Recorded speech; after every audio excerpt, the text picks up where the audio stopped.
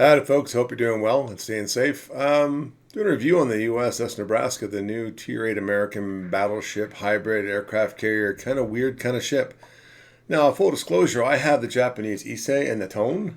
They were both real ships to my impression during World War II, but this is kind of a combination of a front end Jean Bart and back end aircraft carrier, and it's a bit weird. And actually weird in a good way. The Issei is a fun boat to play, and so is the Tone.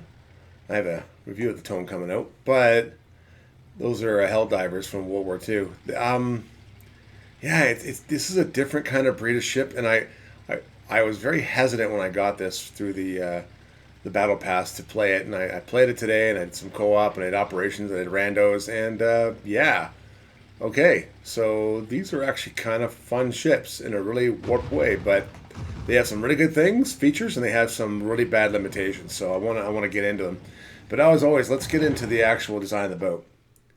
Look, no more ferry crossing my point. Some of you will get that. So armor layout, right off the bat, she's got 32 mil on the sides and the front, and 165, 305, and 305, and 32 mil. 32 mil needs 458 to pen. Even the deck is 32 mil, so that's not bad. I'm actually impressed. The Citadel is not so bad. It's above the waterline, but she's protected. Like, this is actually impressive. It's the superstructure that can get saturated with HEs, and as far as I'm concerned. Survivability, this is really good for Tier 8, 71,000. 23% torpedo protection, not bad. Aircraft, she's got the Helldiver bombers, and they do a maximum of 2 drops at 7,300 damage. And they're supposed to be ready and reloaded in like 40 seconds, but they do 142 and 181 knots. I would play this more as a mid-tier battleship, so I'm not going to be hitting back the A line or the J line, at the very bottom. I'm going to kind of push in and do my thing.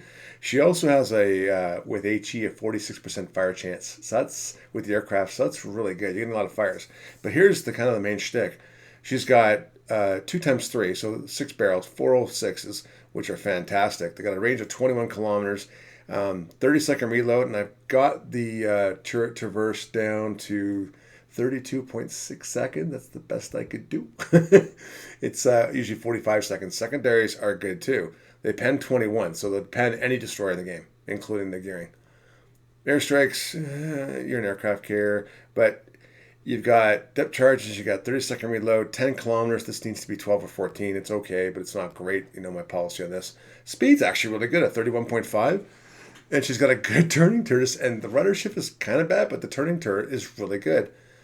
Detectability 12.3. Again, that's like cruiser level in Tier 8. That's pretty good.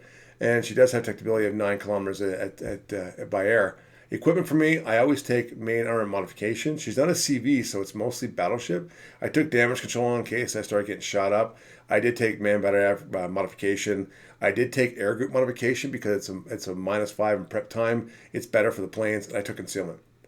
Turret traverse is like 45 seconds. You need more. So as for the planes, they have high explosive HE bombs, and they have this engine cooling system, which is not bad. Like, it's like a repair, so it's really good for the aircraft too. You have damage control party, which is good.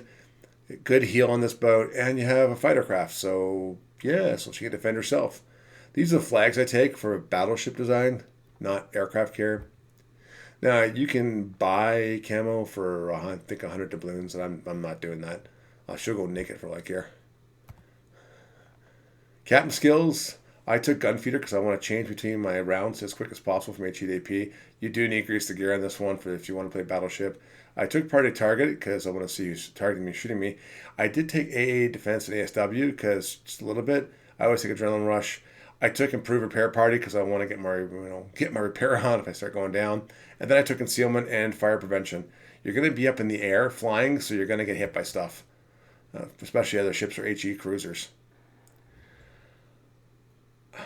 Overall, what do I think? I take a deep breath. It's like, okay, they're not an aircraft carrier and they're not a battleship.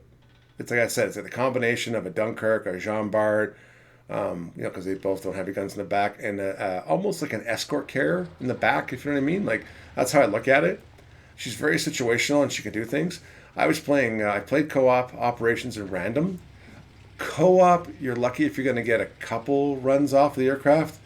and a few strikes, maybe 4 or 5 with your main guns. I had games that were in the 45, 50, 60,000 range for damage. HE is really good on these aircraft. Like, it will actually light them on fire most times. There is a very delayed point of these aircraft. If you notice, you got to slow down here because it takes a long time for the bombs to arm, which is fine. Overall, I wasn't gonna play these. I mean, they're good in co-op. They're great in operations. They're really good actually in randos. It's kind of weird. I actually like the line, so I'm gonna now grind for the line.